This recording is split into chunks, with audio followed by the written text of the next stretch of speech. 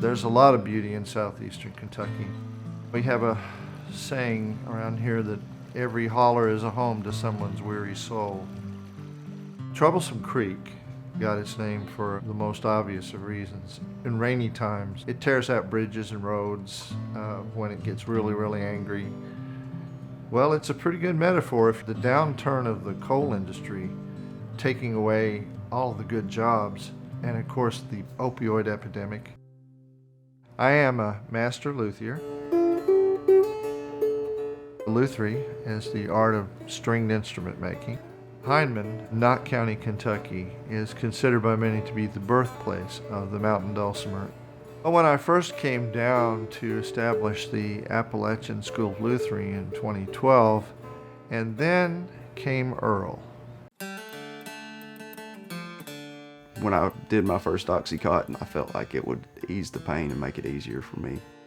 The pain from failure, the not believing in myself. I was in jail for 9 months. I've been through 5 different drug treatment facilities.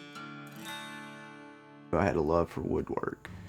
I knew I had a love for guitars. He said, "I need you to teach me how to make guitars." And I said, "Well, that's no problem. That's what we do." And he said, "No, you don't understand. I need to come and do this." I was probably headed for death that time. How many more chances do you get in life? There was some discussion about the wisdom of bringing people in addiction into our studios. He's like, "We're going to give you a chance. Don't let us down."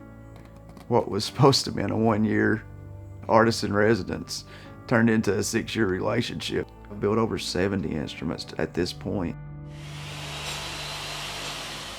Art releases something deep inside of you you don't know you have. In woodworking, I was able to see the flaws, but turn them into features. I grew in self-confidence. I'm still sober 8 years later. We actually took our experience with Earl and using that as a spring line.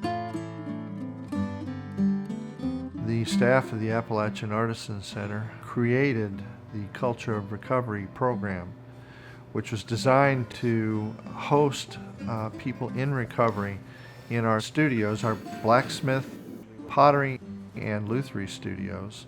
We don't do the difficult work that the recovery centers do. We don't take people in who need to go through detox. They do that, and heroically. What we do is we accept people into our studios when they've phased into a place where that's useful to them. I've never really completed anything before in my life, and it's actually turned out to be a pretty nice piece of the artwork.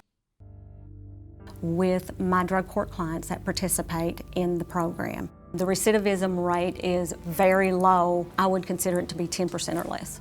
They're learning skills, they're learning patience, they're building relationships, and they're going to have a finished product in their hand. Troublesome Creek Stringed Instrument Company is an extension of our school that allow us to bring people from the recovery community into full-time employment.